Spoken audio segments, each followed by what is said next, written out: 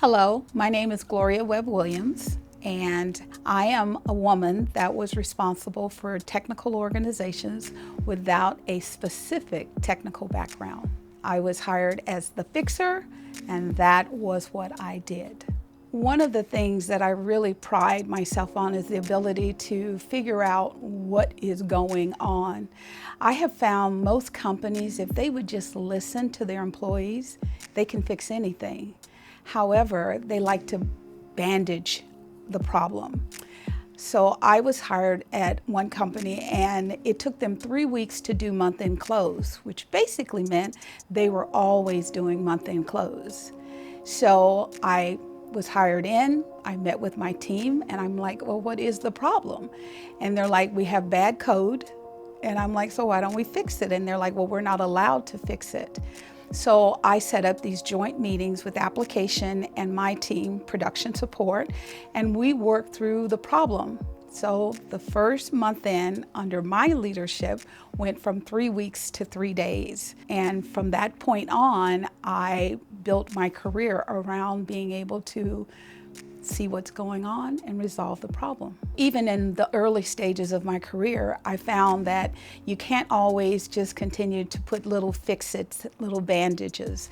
You actually have to go to the core and resolve the problem. So I had a situation where I had individuals that, it wasn't so much that they questioned my knowledge as it was they just didn't feel I was qualified to manage them. And I had an engineering manager who said to me, you know, you couldn't engineer your way out of a wet paper bag. I believe that a lot of male-dominated positions, when you are a woman, you have to be very good at what you do.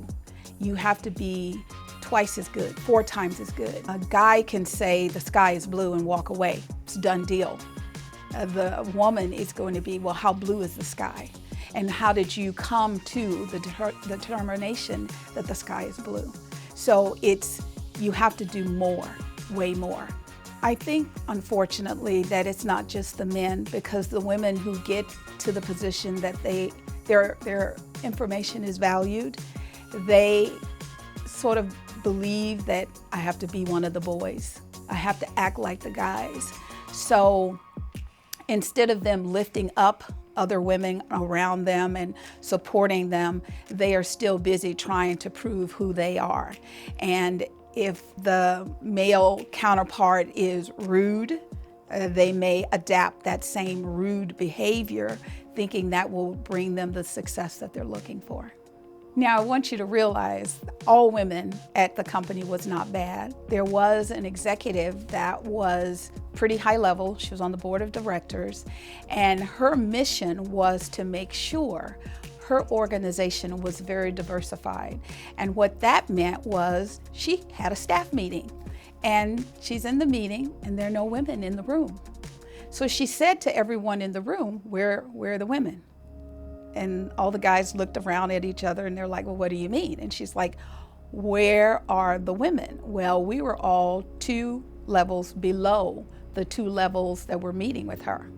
She took action and changed that immediately. The thing about her is she did not want to just put a bandage on it. She did not want to keep it status quo. She wanted to make a change, and it was a visual change. And I personally believe it inspired all levels of women at the company at the time. So I think she took it from no way of growing within this company to sky's the limit. Once again, let's not put bandages on it, because it's going to come back next month. Let's fix it and let's move on. I believe to fix the inclusion problem, we can't just keep putting bandages on. Every day there's a new bandage. Every day there's a new way. And I truly believe it is like dominoes. You set them all up, eventually they're going to fall. You have to figure out how to fix the problem. We have to go back to the source. And it is just very shocking that we keep putting bandages, and we have to stop with the bandages. It's time to fix the problem and fix it for good.